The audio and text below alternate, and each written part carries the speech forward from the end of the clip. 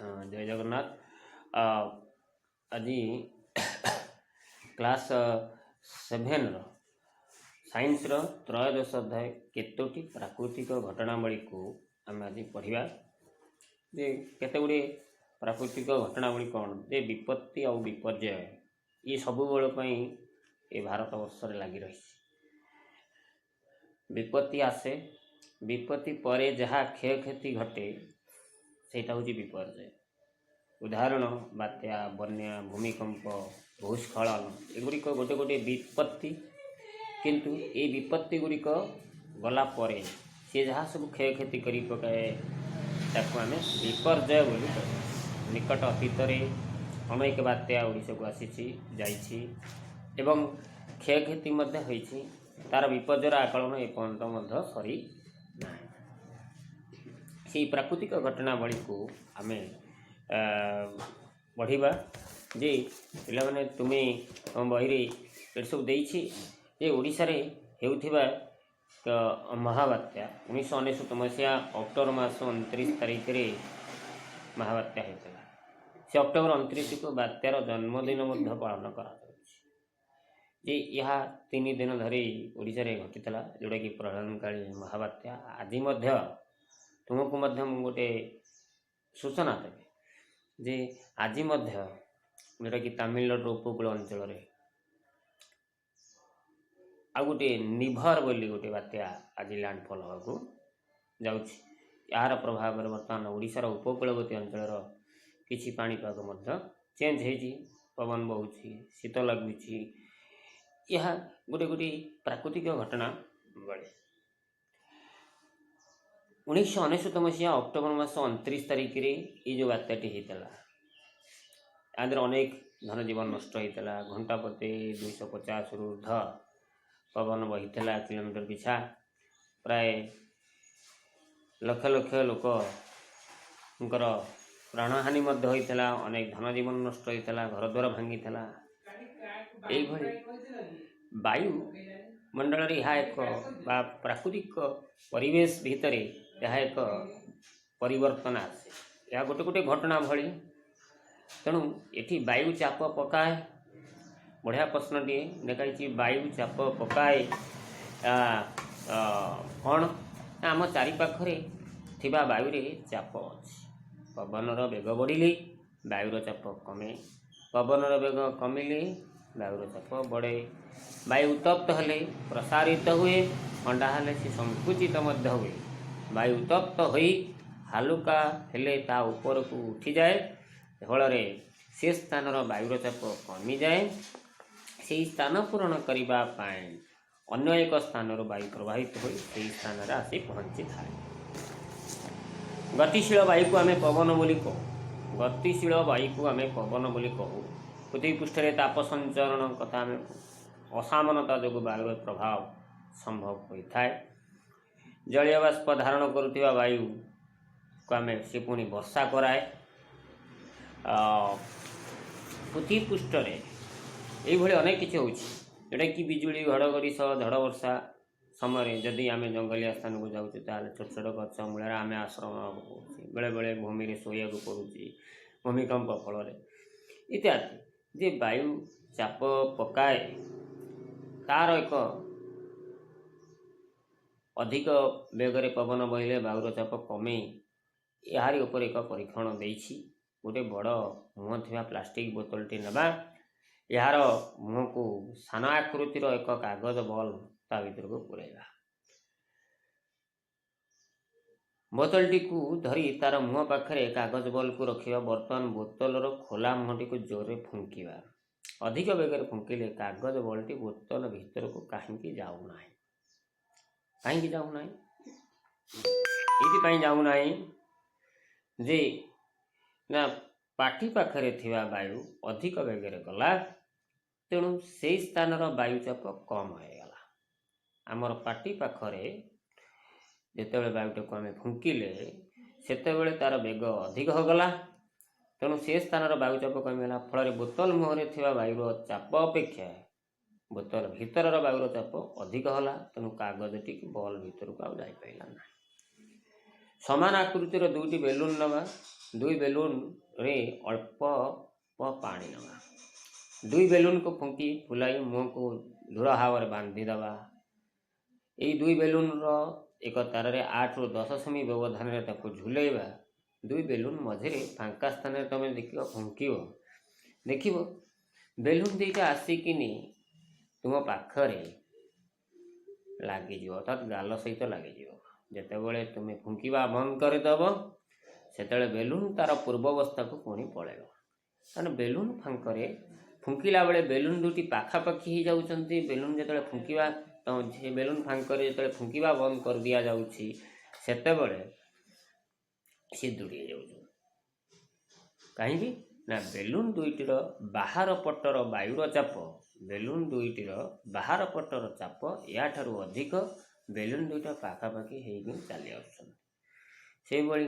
खंडे धड़ा कागज संग्रह करने 20 ରୁ सेंटीमीटर 3 सेंटीमीटर चौड़ार एक कागज खंड काटी मोड़ी फुंकी गोटे पाइप सदृश कर फुंकी दौच देखा बेलू सी उठी जाऊँ ये जो चित्रटी देती ए चित्र कागज खंड पर वायुर चाप कमिबार तल स्तर वायु अधिक चाप प्रयोग कर ऊपर को ठेली दूसरी यही वायुर चाप बाबद तुम मोर विषयटी छुटिया विषयटी एटी विषयटी को पुंखानुपुख भाव में लिखी जे वायु उत्तप्त हेले ता प्रसारित हो जाउछि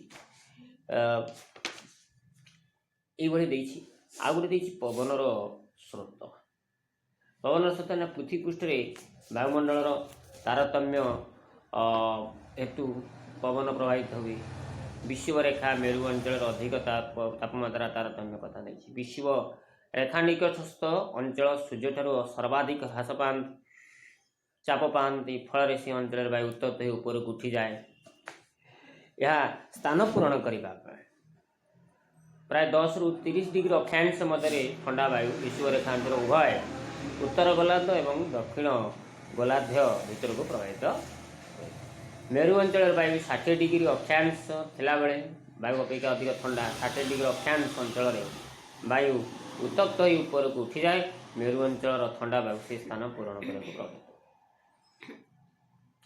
स्थल भाग एवं जल भाग असम भाग में जल उत्तप्त हुए खरादिने विषुवरेखा निकटवर्ती आम जा से अंचल महासागर जल भाग अपेक्षा शीघ्र उत्तप्त हुए स्थल भागटी अंचल वायु ऊपर को उठी जाए महासागर अंचल को स्थल भाग आड़ को प्रभावित हुए या आम मौसुमी वायु बोली कहू ये मौसुमी शब्दटी गोटे आरबिक शब्द मौसम शब्द रु आसी जार अर्थ है ऋतु तेणु आम मात्र शीत दिने वायु प्रवाह यार विपरीत दिगरे जाए अर्थात स्थल भाग जल भाग प्रभावित हुए महासागर आसुवा वायु अधिक जल धारण करता है जलचक्र एक अंश मौसुमी वायु जल धरी आसे वर्षा कराए शस्य उत्पादन यह नितांत अवस्था सीटी अपेक्षा करे केतबेले मौसुमी वायु आसला मौसुमी वर्षा आसब अपेक्षा कर लोकगीत कर इत्यादि खरा दिने राजस्थान दक्षिण पश्चिम मौसुमी वायु प्रभाव में वर्षा हुए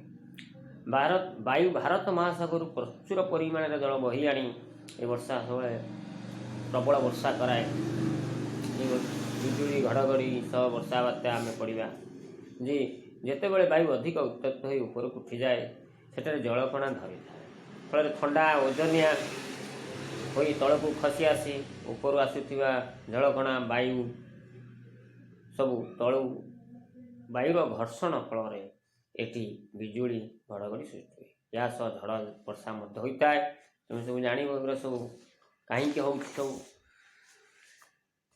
तेणु ये आम तरल अवस्था बाष्पीय अवस्था को परिवर्तित होगा दरकार जलीय बाष्प परिणत जल परिणत होला बेले ताप वायुमंडल को छाड़ी थाए जल वायुमंडल ताप ग्रहण करी जलीय बाष्प परिणत हुए जलीय बाष्प पुनः तरल अवस्था को आसे तरल पुणी ताप को वायुमंडल को छाड़ी जाए संपृक्त अंचल वायुमंडल उत्तप्त हुए तेणु वायु ऊपर को उठी जाए संपृक्त अंचल वायुर चाप कमी जाए तेणु झड़र केन्द्र आड़ को अधिक वायु प्रभाव हुए फल केन्द्रांचल खूब कम परिमाण चाप बल सृष्टि हुई तार चारिपाखे अधिक बेगर पवन बेगर बुले फल बात्या हुए एथिपाई पवनर बेग दिग तापमात्रा तार आर्द्रता युड़िक सब तार गोटे गोटे कारक आमे जानिले जे समस्त झड़ वर्षा स्वल्पजनित प्रक्रिया पवनर बेग एथिपाई दायी।